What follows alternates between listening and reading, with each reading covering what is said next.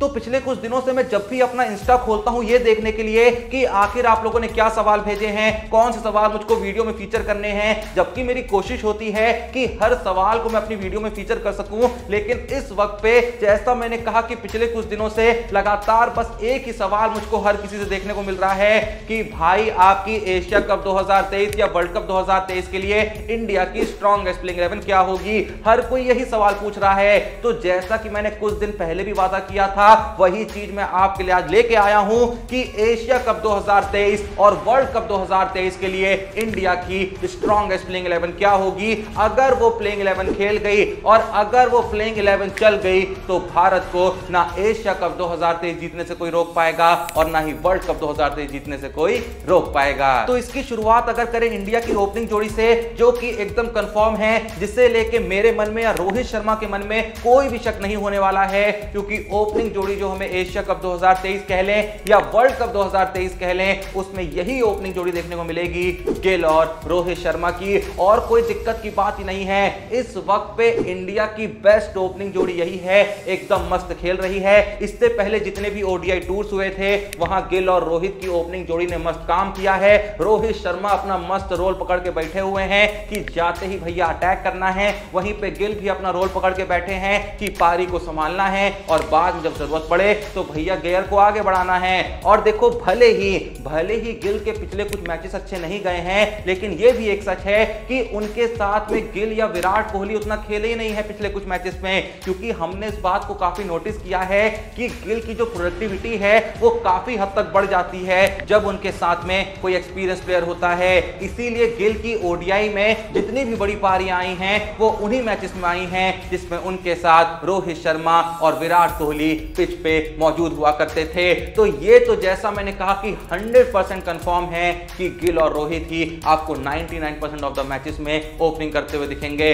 जब तक कुछ भैया इंजरी वाला नाटक ना हो जाए। और उम्मीद करते हैं कि ऐसा कुछ बवाल ना ही हो। लेकिन जहां हमने ओपनिंग की बात कर ली है तो अब चलते हैं अपने फर्स्ट डाउन की तरफ, जो कि फिर से भैया 100% कंफर्म है, क्योंकि वहां पे हमें एक ही प्लेयर देखने को मिलता आया है, एक ही प्लेयर देखने को मिलने वाला है, और वो है king of cricket Virat Kohli. और भाई विराट कोहली का सबसे बड़ा रोल होने वाला है इन दोनों ही बड़ी टूर्नामेंट्स में, सबसे इंपॉर्टेंट रोल होने वाला है। ये इंडिया के लोग तो जानते ही जानते हैं, लेकिन सेम टाइम पे जितने भी देश हैं वहां किसी भी अगर आप एक्स क्रिकेटर से पूछेंगे, किसी भी क्रिकेट एक्सपर्ट से पूछेंगे कि आपके हिसाब से इंडिया का वो कौन सा एक प्लेयर है जिसका विकेट हर विपक्षी टीम लेने को देखेगी, तो इन सभी का भैया एक ही कॉमन जवाब होता था, एक ही नाम हर जुबान पे होता था, और वो नाम है नन अदर देन, जैसा मैंने कहा, king of cricket Virat Kohli. और अगर सच में भैया इंडिया को जीतना है, चाहे एशिया कप 2023 या फिर चाहे वर्ल्ड कप 2023, तो विराट भैया को चलना ही होगा, मतलब चलना ही होगा। अगर विराट भैया नहीं चलते हैं ना तो इतना कुछ डगमगा जाता है कि भैया हम सोच भी नहीं सकते हैं। विराट कोहली असल में वो फाउंडेशन है जिसके बलबूते वो भैया जो इंडियन टीम की जीत की वो बनेगी ना, क्या कहते हैं, दीवार कहते हैं क्या, बिल्डिंग कहते हैं, बिल्डिंग। तो विराट भैया वो बेस है जिसके बलबूते इंडिया की जीत की बिल्डिंग बनेगी। तो अगर भैया बेस खराब हो जाएगा तो बिल्डिंग भी गिर जाएगी। पर उम्मीद यही करते हैं, और उम्मीद क्या करते हैं, हम जानते हैं कि विराट भैया किसी को निराश नहीं करेंगे। खैर जो भी ये वीडियो देख रहा है, किस किस को लगता है कि विराट कोहली वो प्लेयर होंगे जो भारतीय टीम के एशिया कप 2023 और वर्ल्ड कप 2023 में मोस्ट वैल्यूएबल प्लेयर साबित होंगे। खैर उम्मीद तो यही करते हैं कि हर कोई रन मारे, हर कोई अपनी प्रोडक्टिविटी दे, लेकिन किस किस को ये यकीन है कि अंत में विराट कोहली वो प्लेयर होंगे जिनका कंट्रीब्यूशन इन दोनों ही मेजर टूर्नामेंट में सबसे बड़ा देखने को मिलेगा। जिसको भी ये भरोसा है प्लीज कमेंट में जरूर बताइएगा। और अगर आपको लगता है कोई और ऐसा प्लेयर होगा तो दिक्कत की कोई बात नहीं है, उसका नाम कमेंट में बता देना। पर विराट कोहली के बाद जो प्लेयर हमें चौथे नंबर पे खेलते हुए देखने को मिलेगा, जिसे लेके अभी थोड़ी सी चीजें डाइसी चल रही हैं कि दिखेगा या नहीं दिखेगा, लेकिन मैं तहे दिल से चाहता हूं कि अगर कोई प्लेयर एशिया कप और वर्ल्ड कप में चौथे नंबर पे खेले तो वो यही प्लेयर हो, क्योंकि उस प्लेयर का नाम है none other than Shreyas Iyer. देखो श्रेयस अय्यर पिछले कुछ वक्त से इंजर्ड हैं, तो इसीलिए आपका जो भरोसा उन पे होगा शायद उस लेवल पे नहीं होगा जिस लेवल पे होना चाहिए। लेकिन मुझको श्रेयस अय्यर पे इतना ज्यादा भरोसा है, इतना ज्यादा भरोसा है कि मैं बता ही नहीं सकता। क्योंकि अगर आपको याद ना हो तो मैं बताना चाहूंगा कि श्रेयस अय्यर ने इंजरी से पहले जितने भी कुछ पिछले 8-10 ओडीआई मैचेस खेले होंगे ना, उन सभी ओडीआई मैचेस में में श्रेयस अय्यर इंडियन टीम के one of the best player रहे थे और उन सारी इनिंग्स में श्रेयस अय्यर ने वहां पे आके परफॉर्म करा था जहां पे इंडिया फंसी हुई थी। उन्होंने पारी को संभाला था, पारी को अंत तक लेके गए थे और भारत को अंत में उन मैचेस में जिताया भी था। तो इसीलिए मैं कह रहा हूं श्रेयस अय्यर अपने आप में बहुत बड़े प्लेयर हैं और वो उन चंद प्लेयरों में से एक हैं जो चौथे नंबर पे हमें ये भरोसा देंगे कि अय्यर टिका हुआ है ना, तो अभी मैच खत्म नहीं हुआ है। और जैसा मैंने कहा कि श्रेयस अय्यर की सबसे खास बात यह है कि उस बंदे के पास सारे गियर्स हैं, तो जब जैसी भैया मैच की जरूरत होगी वैसा वो खेला करेंगे। और मुझे श्रेयस अय्यर को लेके एक फीलिंग ये भी आती है जो कि मैं कई बार अपनी वीडियोस में शेयर कर चुका हूं कि श्रेयस अय्यर मुझे उन कुछ चंद प्लेयरों में से एक लगते हैं जो आने वाले टाइम में भारत के बहुत सक्सेसफुल कैप्टन बन सकते हैं। इस बारे में वैसे ज्यादा बात होती नहीं है, लेकिन कहीं ना कहीं आप भी मेरी इस बात से 100% एग्री करेंगे कि हम भले ही बुमराह की बात करते हैं फ्यूचर कैप्टन के रूप में, हार्दिक पांड्या की बात करते हैं, लेकिन श्रेयस अय्यर कहीं ना कहीं one of the best choices में से एक हैं और हम उन्हें कहीं ना कहीं आने वाले वक्त में भारतीय कैप्टन के रूप में देख सकते हैं। खैर कौन कौन मेरी इस बात से एग्री करता है आज एक बार कमेंट में जरूर बताना। बाकी अब चलें अपने 5वें नंबर के प्लेयर की तरफ। तो यहां पे हमें देखने को मिलेंगे जो कि लंबे वक्त के बाद रिटर्न कर रहे हैं और उनका नाम है केएल राहुल। अब कुछ लोग इस चीज के पक्ष में हो सकते हैं, कुछ लोग इस चीज के विपक्ष में हो सकते हैं, लेकिन जो लोग विपक्ष में भी होंगे वो भी कहीं ना कहीं ये चाहते होंगे कि केएल राहुल इस पोजीशन पे खेलें, क्योंकि देखो भले ही उनका फॉर्म पिछले कुछ वक्त में जैसा भी रहा हो पर बंदे पे भरोसा आता है, क्योंकि ये बात तो भैया सत्य ही है ना कि प्लेयर तो बड़ा है, प्लेयर बड़े कारनामे करना जानता है। पिछले कुछ वक्त में उसने करा भी है, हाँ बिल्कुल पिछले कुछ वक्त में नहीं करा है, लेकिन थोड़ा सा अगर आप पिछले 3-4 साल को देखेंगे तो भाई बड़ी बड़ी पारियां खेली हैं, बड़े बड़े मैचेस में चला है। हाँ हाल ही में उनके साथ ये टैग जरूर जुड़ गया था कि जब भी बड़ा इंपॉर्टेंट मैच होता है तो केएल राहुल नहीं चलते हैं, लेकिन उम्मीद पूरी है कि बंदा चलेगा, बंदा अच्छा करेगा। और खासकर जब विकेट कीपिंग कर रहे होंगे केएल राहुल और विकेट कीपिंग के साथ बैटिंग में भी कंट्रीब्यूशन दे रहे होंगे तो KL Rahul one of the most productive player होंगे इंडिया के। इसलिए उम्मीद करते हैं कि भले ही वो अभी निगल से सफर कर रहे हैं जिसके चलते एशिया कप के शुरुआती मैचेस में नहीं देखेंगे जैसा कि रोहित शर्मा ने रिवील किया था, लेकिन फिर भी ये उम्मीद करते हैं कि जल्द से जल्द केएल राहुल फिट हो जाएं और जल्द से जल्द वो इंडियन टीम में रिटर्न कर लें। खैर जो भी ये वीडियो देख रहा है, आप क्या केएल राहुल की जगह पे किसी और को देखना चाहते हैं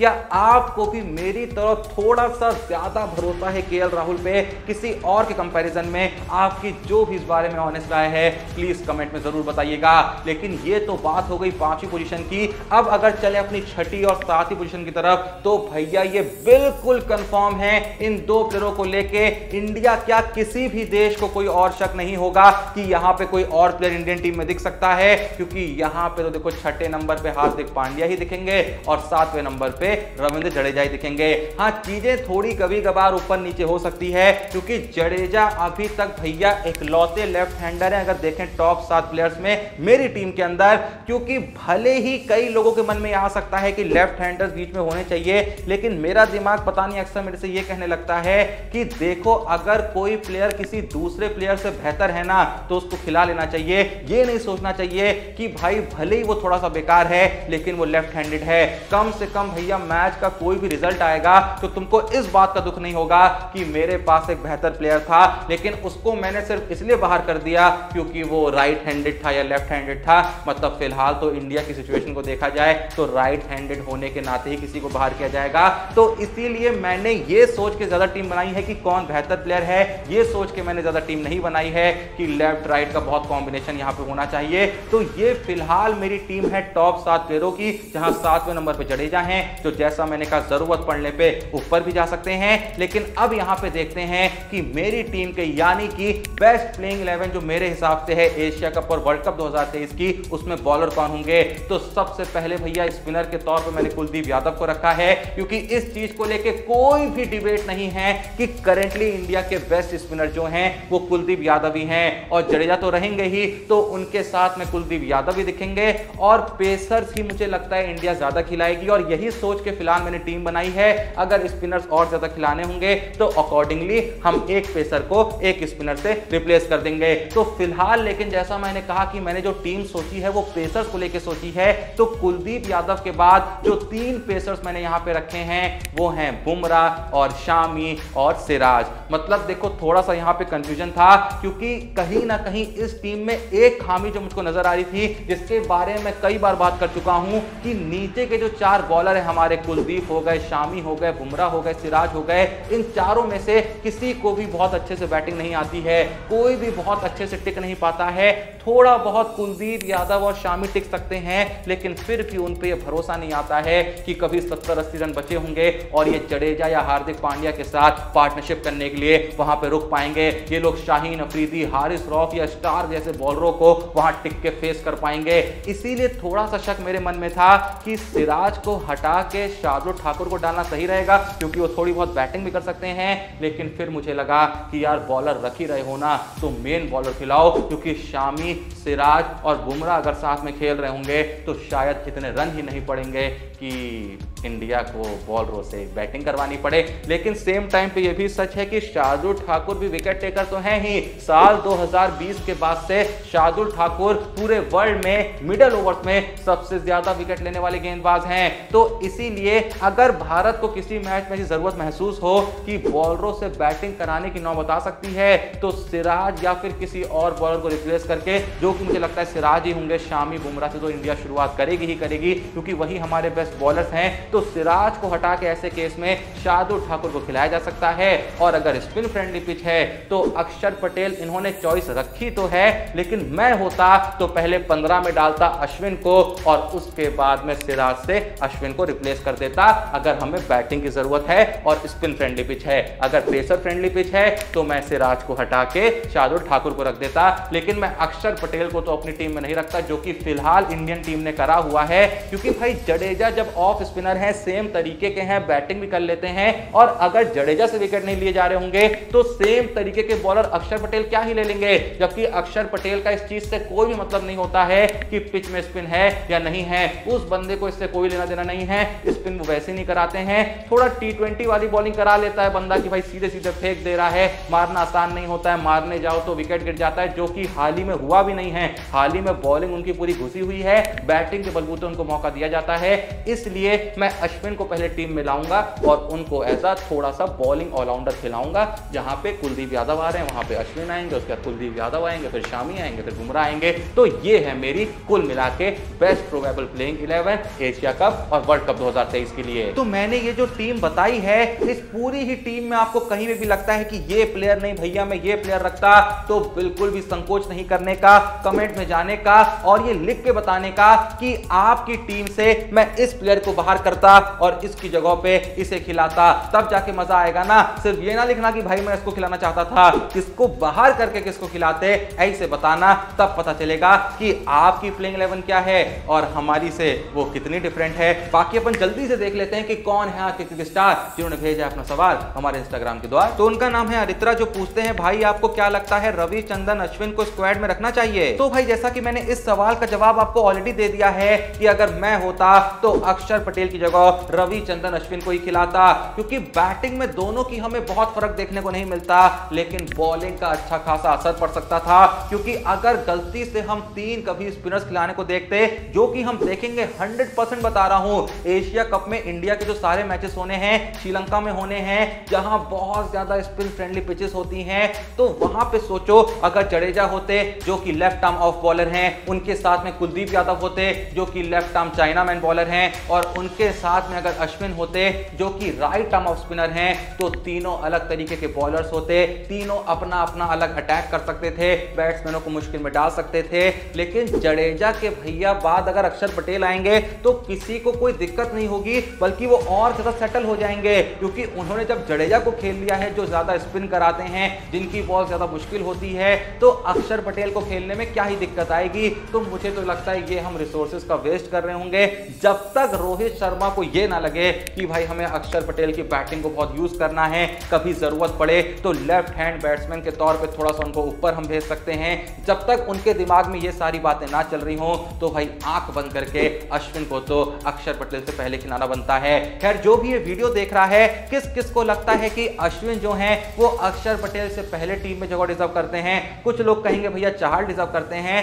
लेकिन असल में चाहल को बाहर करने का जो रीजन है ना, वो ये तो है ही कि उनकी बॉलिंग उतनी अच्छी नहीं हो रही है, लेकिन सेम टाइम पे ये रीजन भी है कि भाई कोई भी बॉलर ऐसा नहीं है जो बैटिंग कर सके, तो इसीलिए अक्षर पटेल, अश्विन के नाम पे चर्चाएं चल रही हैं। तो इसीलिए अगर आप होते तो चलो इन तीनों में से किसको रखते, अश्विन, चहल, अक्षर पटेल। हर केस को सोचना है कॉम्बिनेशन में कितना सही बैठेंगे नहीं बैठेंगे, बैटिंग की किसकी कितनी जरूरत पड़ सकती है। इन तीनों ही चीजों को सोच के इन तीन प्लेयरों में से आप किस एक को टीम में खिलाते, प्लेइंग 11 की बात कर रहा हूं, अगर 3 स्पिनर की जरूरत पड़ जाए किसी मैच में, आप किसके साथ चाहते, प्लीज कमेंट में जरूर बताइएगा। और पूरी टीम जो मैंने बताई है, जैसा मैंने आपसे कहा, किसी प्लेयर को हटा के अगर आप किसी और प्लेयर को रखना चाहते हैं तो उसका नाम भी कमेंट में जरूर बता दीजिएगा। मन में कोई सवाल है तो डिस्क्रिप्शन और पिन कमेंट लिंक मौजूद है हमारे इंस्टा पेज खेल बाजार का, जाइए भैया फटाक सवाल डीएम कीजिए, आने वाली वीडियो में आपके नाम को शाउट आउट से फीचर किया जाएगा। लेकिन फॉलो जरूर करना है, और फॉलो सिर्फ इसलिए नहीं करना है कि सवाल भेज सको, भैया रोज नई नई रील्स डालते हैं आपके लिए एकदम ओरिजिनल मस्त सी बना के, तो वो भी देखने को मिलेंगी ना।